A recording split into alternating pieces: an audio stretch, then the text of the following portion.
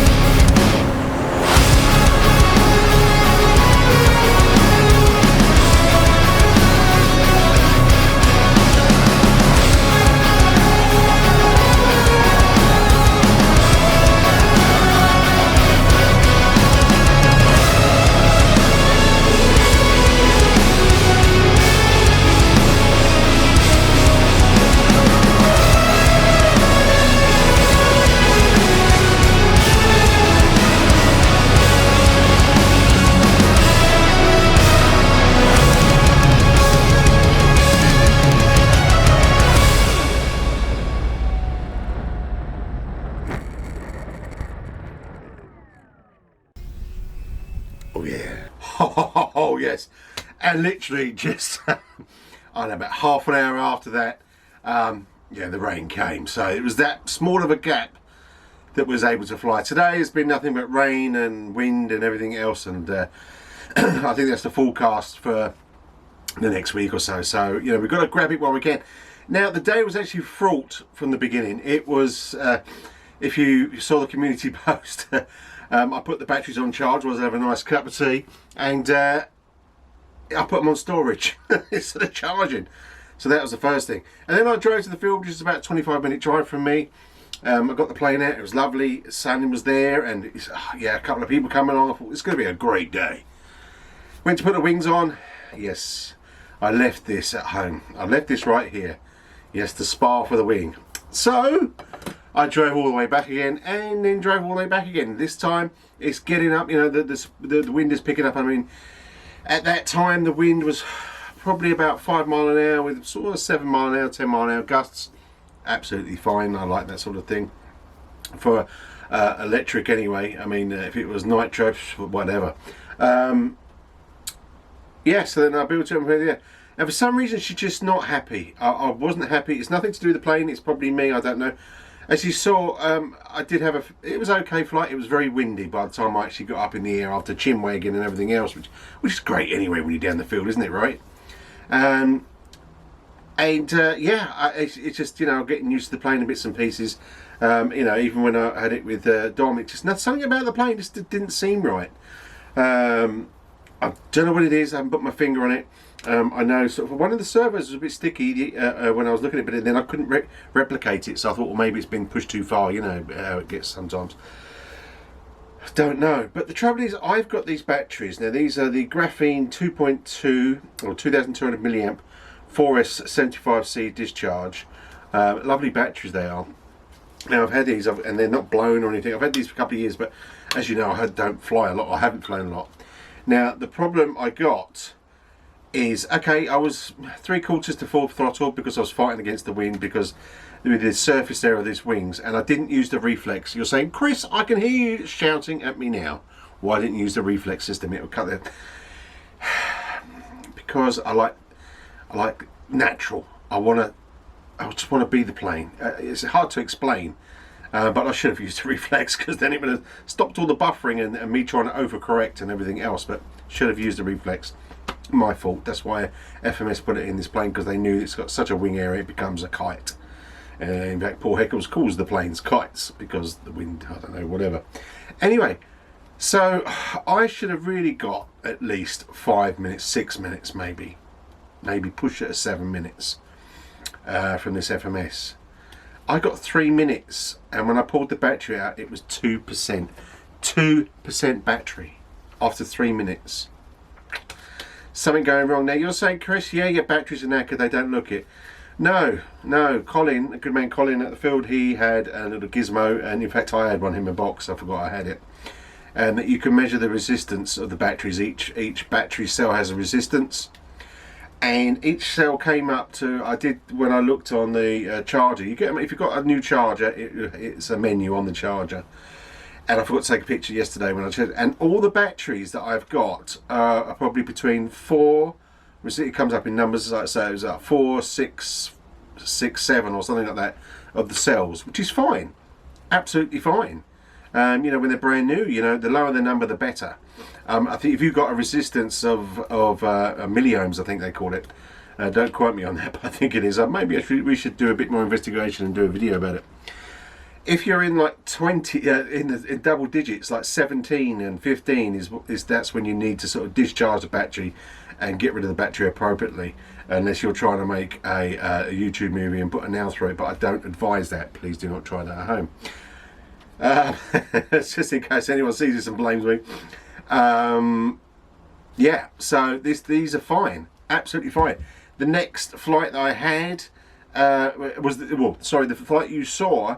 I had 20%, and I've only been up there, well, you saw about 3 minutes or so, and then the next battery went down to 1%, and I just lost all power. Like, you lose power, and then you pull back off the throttle, and then it'll have a bit more of a discharge, and then this happened.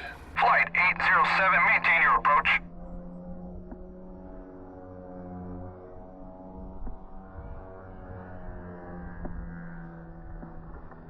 There you go, that happened, and I ended up with a wiggly woggly wiggly.